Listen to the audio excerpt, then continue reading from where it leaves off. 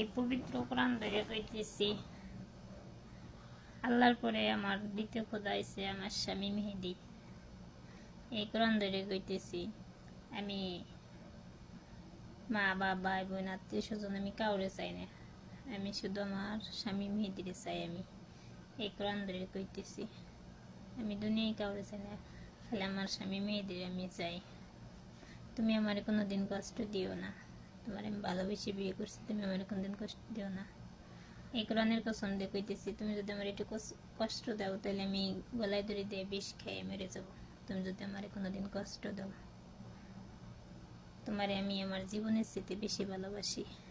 আল্লাহ যদি কইতো যে আল্লাহর পরে কারো পায়ে সে যদি আরই থাকতো, সেটা হচ্ছে স্বামী, আমি তোমার পায়ে দিতাম।